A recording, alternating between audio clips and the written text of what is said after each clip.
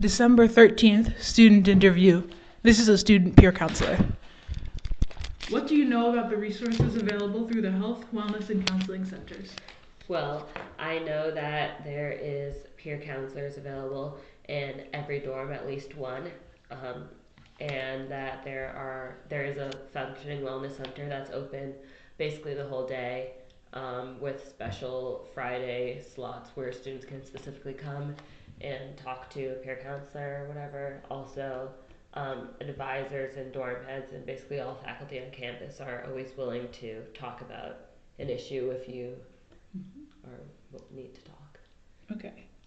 And would you feel comfortable using all of them? Yes, I would feel comfortable going to a peer counselor or my advisor, especially to talk about something. Would you feel comfortable going to a counselor or a staff member in the health center?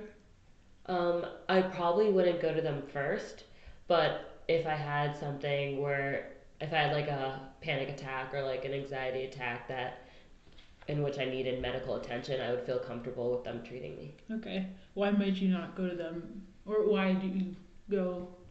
To my advisor. Yeah. Why? Well, I just feel like I've been really close to her because I'm like third year with her, and she's really close with my mom, and like she's basically my mom away from mom. And then I would also feel close. I mean, I'd also feel comfortable going to my friends or my peer counselors because like I don't know, I trust them. Okay. Do you think the school handles mental health issues on campus effectively? Um, I do think that it's improved a lot, and that the school is better than a lot of what's out there. But I do think that, as shown by the number of kids who take med leaves and just the fact that Groton's a really stressful place, that it could definitely there's definitely room for improvement.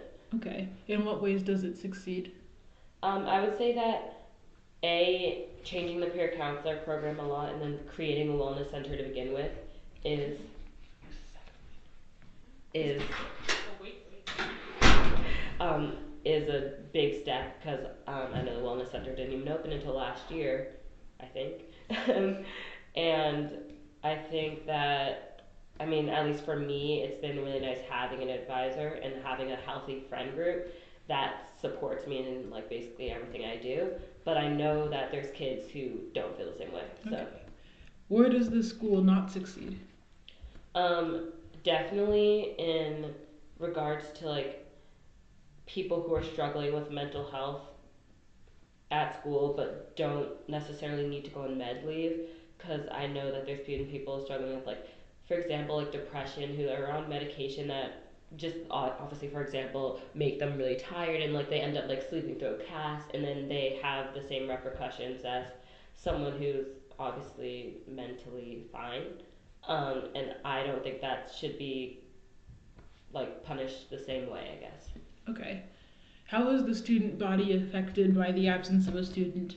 And I'm specifically talking about med leave, but for Yeah. confidentiality reasons, I would it say can get that mixed because up of the with Groton. disciplinary. Oh, okay. Because of like like for example, med leave, I guess. The Groton rumor mill makes it very like lessens the severity almost. It's like, oh, like I'm honestly at this point like people leaving for med leave in the winter is such a normal thing. It's like, oh, where's so and so like on med leave? Oh, like depression.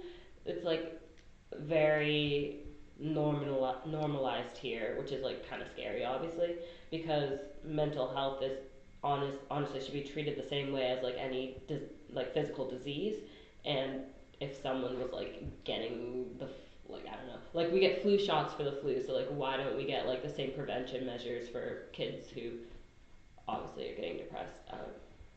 I guess, and like I guess uh, for like alcohol and like sanctuary? Is that what you're talking about as Or, well? well, the focus of this is med Mental. leave, but because it touches more directly on mental health issues on Yeah. campus. But since, because of confidentiality, sometimes students, it won't actually be disclosed the reason for a student's absence. Oh yeah. So, But I think what ends up happening is people end up finding out or like literally just making stuff up or like speculation turns into truth. Yeah. And then when the person comes back, it's like, or if they don't come back, it kind of is just, I don't know, it's weird. Yeah. Do you have any additional questions or comments you want to have on the record? Um, I think that, like, I know this is in a Groton school setting, but I think it's also important to like acknowledge that as a society, we treat mental health in like we don't treat mental health with the same severity that we should because on like the numbers don't lie. Like teens have like such high numbers of depression and like anxiety and whatever, and it seems like no one's really doing anything, um, which is really sad because that obviously leads to like really terrible things like suicide or I don't know, just living with that. No one should have to live with that, and like obviously there's people who are going through are activists for mental health and are trying to increase awareness and just like general general awareness because like I know like my mom doesn't really understand depression as a phenomenon and that's okay. It's just like that willingness to learn rather than looking at it and being like, oh, like depression, like why are you not just happy? Which obviously is not going to help anyone. Um, and so, I don't know, I guess as a society, we need to be more aware and more willing to learn is the first step to moving in the right direction. All right. Awesome. Thank you.